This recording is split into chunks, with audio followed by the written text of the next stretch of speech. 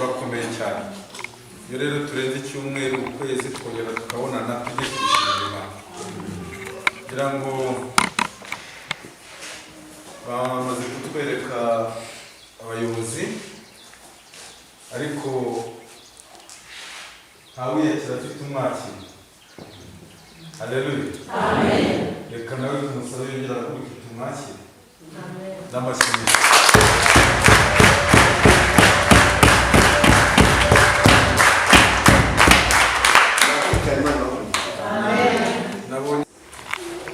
Ariko Imana yaradufashije twagiye dukomeza gusigasira itorero tugasura abakristo dufatanyije n'abandi dufatanya kuyobora n'ababeretse umurimo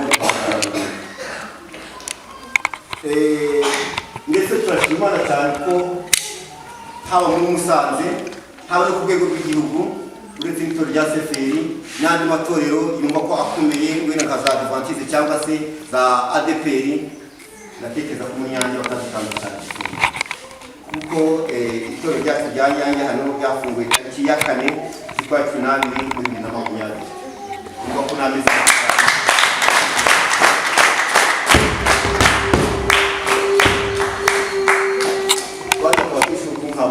nshimira abakristo badufashije twafatanije kugira ngo itorero ryongere rifungure ryongere risenge ku mugaragaro kandi nabwo twashimira uburyo mutahonye gusengera no gusabira kugira ngo itorero rikomeze kugira no gusagara. Icyo gihe itorero ryasanga rifite ikibazo kubera ko abagifite imbaraga barazamukaga tugafatanya hano gusenga tugasengera hano baradufashije mu kuri babaye intwari nabo Imana izabamugisha. Twabaye aho ngaho dukomeza gusenga kuko ibyago byatumaze kugura hano ariko turavuga tuti bene data bisonga turabona barimo bagenda bavunika nibwo twagiye turafatanya kubaka ubukarabiro n'ibindi byarikene byose biragurwa. Songa nayo yaje gufungura tariki 14 z'ukwa 5 2021 na songa ryamufungura gute gufungura imiryango. Turashimira Imana.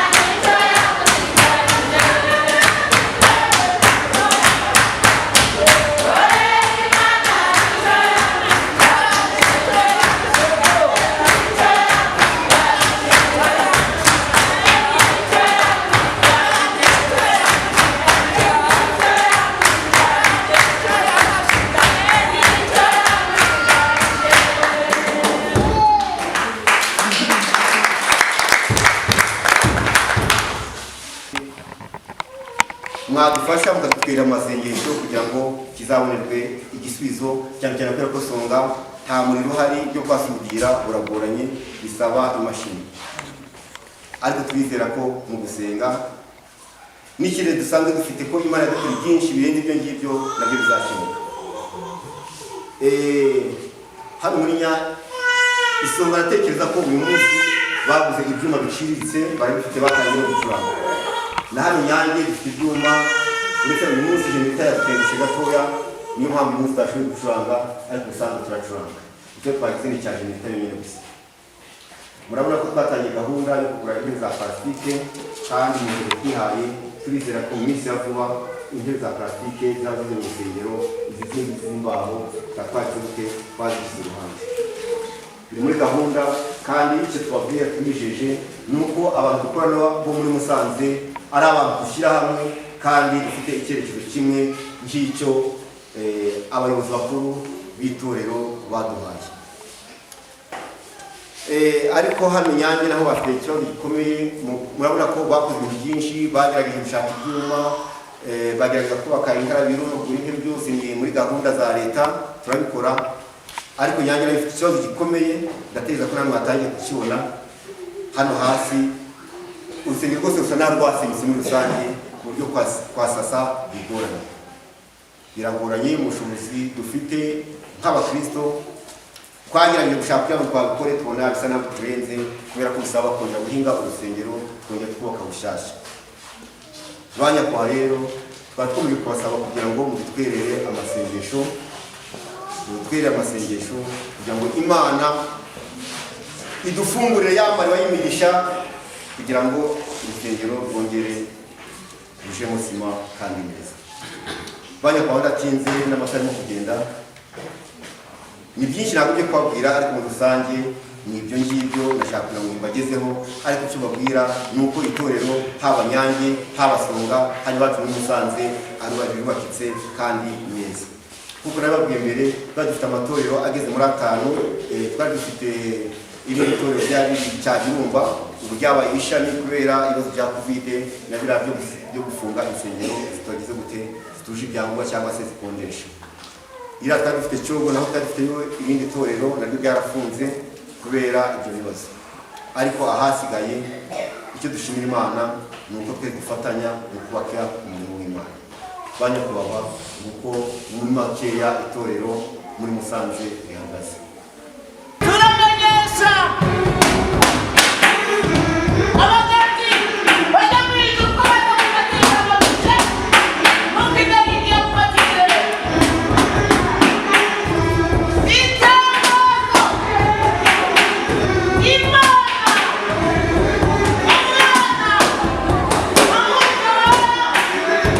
turamenyesha abagati badakumatisha amabuye mu Kinigi Musanze.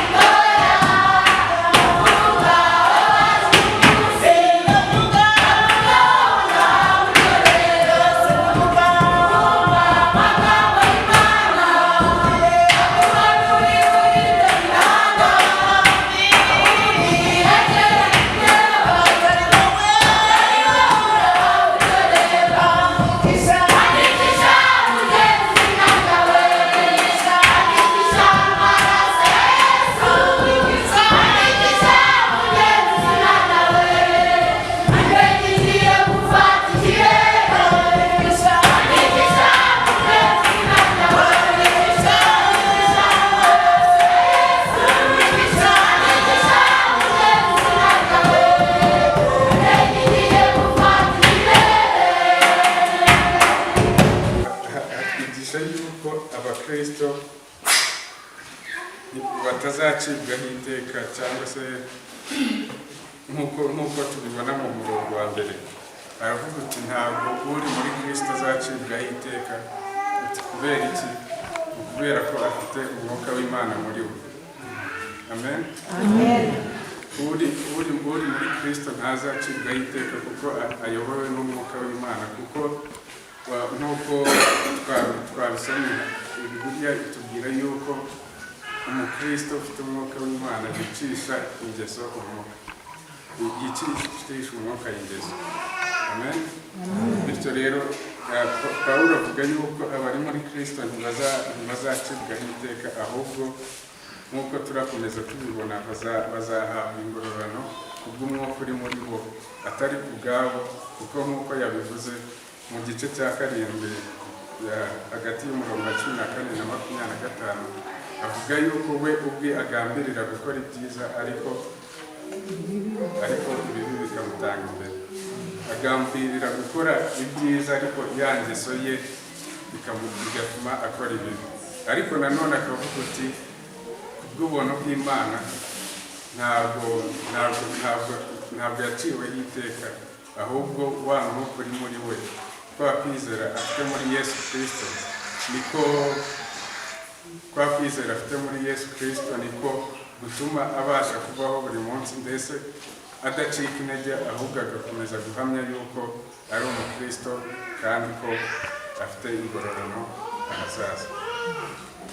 Ikindi nanone turebamo tubonamo mu gice cya mbere cyo guhera ku murongo wa mbere kugeza ku wa 8, ni uko Pawulo atubwira yuko umutima wa kamere uzana urupfu, cyangwa se mu yandi magambo icyaha kizana urupfu. Kuko maze kubibabwira, impuza kamere twayigereranya n'icyaha, kuko twabonye yuko umuntu kubwe atari kubw'umwuka w'Imana, atari kubw'Imana, atari kubw'ubuntu bwayo, ni umunyabyaha. Rero bivuze yuko muri kamere ye nta kindi yakora usibye ibyaha, nta kindi yagambirira gukora cyiza kitari icyaha. Ngira ngo Bibiliya irabitwigisha neza mu nkuru ya Adamu na Eva, igihe bari bari mu ngobyi ya Edeni, ubwo bavaga mu buntu bw'Imana, ubwo batandukanaga n'Imana, nibwo icyaha cyatangiye kubagira imbata. Amen. Nta kindi bari gushobora gukora cyiza ngo kinezeze Imana, kuko nta buntu bw'Imana, nta mwuka w'Imana bari bagifite muri bo. Atari kubw'Imana no kubw'ubuntu bwayo ntabwo bari kuzabasha gusubirana n'Imana. Ariko kubw'urukundo rw'Imana, kuko nuko ibitubwira, yatanze umwana wayo kugira ngo abe umuhuza wa twebwe abanyabyaha, kugira ngo yongere aduhuze n'Imana Data yacu yera kandi isumba byose. Igice cya kabiri nanone kiratubwira kutwigisha icyizere ku mibiri y'abakristo muri makeya, ndetse muri makeya ni iki kizaba ku mibiri y'abakristo. Amen. Aho ni ku murongo wa 9 kugeza ku wa 11, avuga ko atwereka yuko ufite umwuka muri Yesu, ufite umwuka wa Yesu, ko imibiri yabo itazagira gute, ko imibiri yabo bazapfa, mbese muri rusange barapfa nk'abandi basanzwe kubw'icyaha. Ariko nanone hariho ibyiringiro, kuko umwuka w'Imana, ijambo ritubwira yuko umwuka w'Imana uzongera ukazura iyo mibiri. Amen. Umwuka w'Imana uzongera uzura iyo mibiri, kuko kubw'ubuntu no kubwo kuba bafite intoza ibyiringiro muri bo. Amen. Murambabarira, ndimo kwihuta, ntabwo ndimo gutinda kuko amasaha yagiye, niyo mpamvu ntari gutinda ku ntoza kubisobanura cyane. Ikindi nanone tukareba ku gice cya 3 nacyo kitwereka yuko ku bakristo, ku bafite ibyiringiro muri Kristo, bazahabwa ingororano. Ibyo tubona hagati y'ibice by'umurongo wa 12 n'uwa 17, atwigisha yuko kwicisha umwuka ingeso, mu yandi magambo kutareka ngo ingeso ikuneshe, igukoreshe, ahubwo ibyo ukora byose uyoborwe n'umwuka. Amen. Ibyo ukora byose uyoborwe n'umwuka, nibyo bizatuma tunesha icyaha, nibyo bizatuma tunesha iyi kamere yacu yo dufite.